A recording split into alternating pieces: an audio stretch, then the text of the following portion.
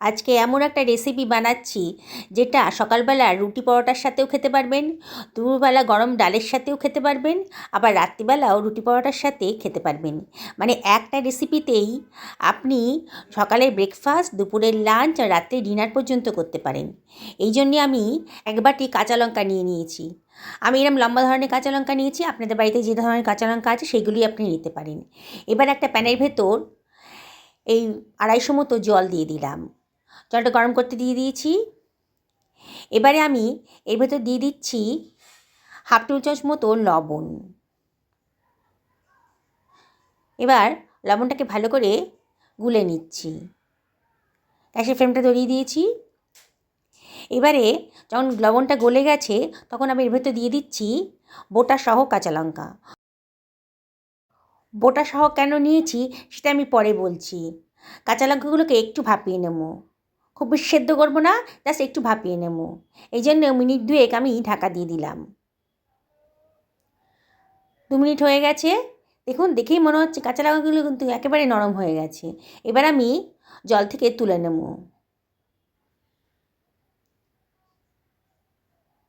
একটা ঝাঁঝরি দিয়ে জল থেকে তুলে একটা পাত্রের ভেতর রেখে দিচ্ছি।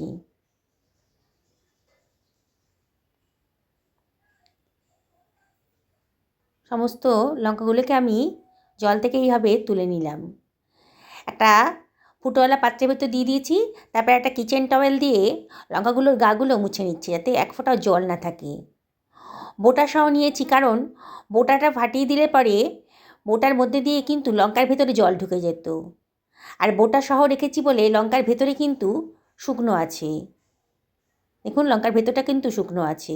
তাহলে এই বোটা আগে থেকে যদি বোটা ছাড়িয়ে দিতাম তাহলে বোটার এইখান দিয়ে জলটা লঙ্কার ভেতরে ঢুকে যেত। সেই জন্য আমি বোটা সহ নিয়েছি।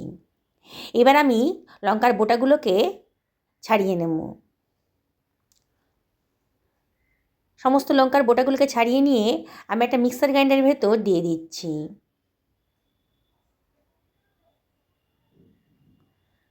এটা বানানোটা খুবই সোজা, যে একবার দেখবে সেই বানিয়ে নিতে পারবে। আমি এটা বাড়িতে বানিয়ে রাখি।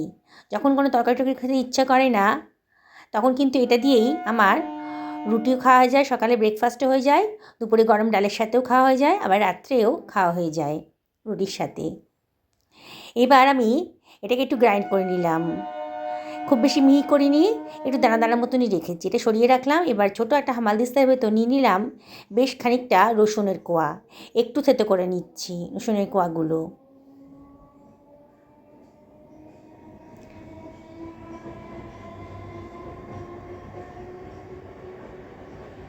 একটু থেতো করে নেব। মিক্সারে গ্রাইন্ডারে দিলাম না, তাহলে একবারে মিহি হয়ে যেত। এই জন্যে হামালদিস্তা দিয়ে আমি এটাকে থেতো করে নিচ্ছি।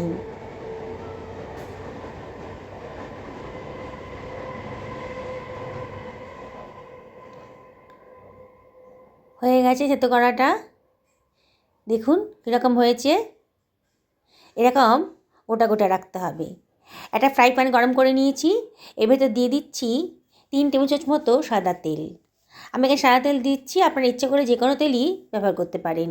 তেলটা বেশ গরম হয়ে গেছে যখন, তখন এর ভেতরে আমি দিয়ে দিচ্ছি খানিকটা হিং। এই হাফ টেবিল চামচ মতো হিং আমি দিয়ে দিলাম। হিংটা দিলে কিন্তু খুব সুন্দর একটা গন্ধ বেরোবে। এবার আমি দিয়ে দিচ্ছি 2 টেবিল চামচ মতন মৌরি দানা, আর দিয়ে দিলাম 1 টেবিল চামচ মতন কালো জিরে। এবার এটাকে একটু ফ্রাই করে নেব।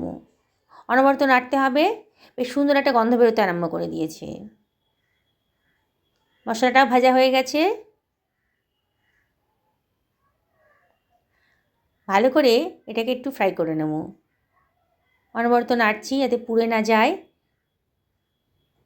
এবারে আমি এর ভেতর দিয়ে দেব রসুনের থেঁতোটা, মানে রসুনটা থেঁতো করে রেখেছিলাম যেটা, সেটা আমি দিয়ে দিচ্ছি।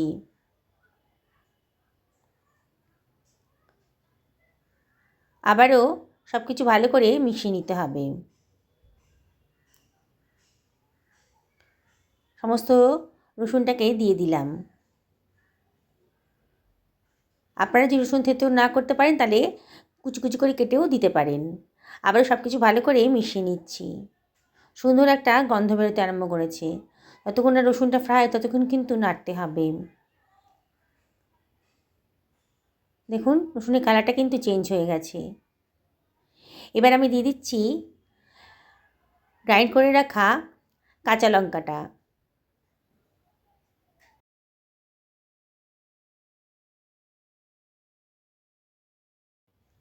চামচ দিয়ে কাঁচা লঙ্কাগুলোকে আমি গ্রাইন্ডার থেকে প্যানের ভেতর দিয়ে দিচ্ছি। হাত দিয়ে করবেন না, তাহলে হাতে ঝাল লাগতে পারে, হাত জ্বালা করতে পারে। আবারও সব কিছু ভালো করে মিশিয়ে নিচ্ছি। গ্যাসের ফ্লেমটা এখন মিডিয়াম টু হাইতে রেখেছি। সব কিছু ভালো করে মিশিয়ে নেব। এবার এর ভেতরে দিয়ে দিচ্ছি হাফ টি চামচ মতো লবণ,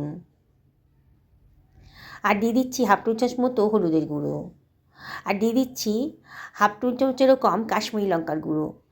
এখানে জাস্ট কালারটার জন্য দিলাম, কারণ কাঁচা লঙ্কাতেই অনেক ঝাল হবে, তাই এমনি লাল লঙ্কা দেওয়ার আর দরকার নেই। আবারও সব কিছু ভালো করে মিশিয়ে নিচ্ছি। সব কিছু ভালো করে মেশানো হয়ে গেছে। এবার 2 টেবিল চামচ মতো বেসন আমি এর ভেতর দিয়ে দিলাম। বেসনটা দিয়েও আবার সব কিছু ভালো করে মিশিয়ে নেব। অনবরত কিন্তু নাড়তে হবে, নাহলে কিন্তু পোড়া ধরে যাবে, তখন রেসিপিটাই খারাপ হয়ে যাবে। এবার আমি দিয়ে দিচ্ছি এর ভেতরে 1 টেবিল চামচ মতো আমচুর পাউডার। আমি এটা কাঁচা লঙ্কার আচার বানাচ্ছি, তাই টক জাতীয় কিছু দেওয়ার জন্য আমি আমচুর পাউডারটা দিলাম।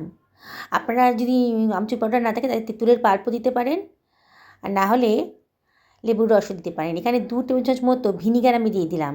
ভিনিগারটা প্রিজার্ভের কাজ করবে, এই আচারটা বাইরে রাখলেও আর নষ্ট হবে না, সেই জন্যে ভিনিগারটা এখানে দিয়ে দিলাম। আর একটু টকটকও হবে, খেতে ভালো লাগবে। সব কিছু আবার ভালো করে মিশিয়ে নিচ্ছি। দেখুন বন্ধুরা, কত তাড়াতাড়ি একটা সুন্দর রেসিপি তৈরি হয়ে গেল।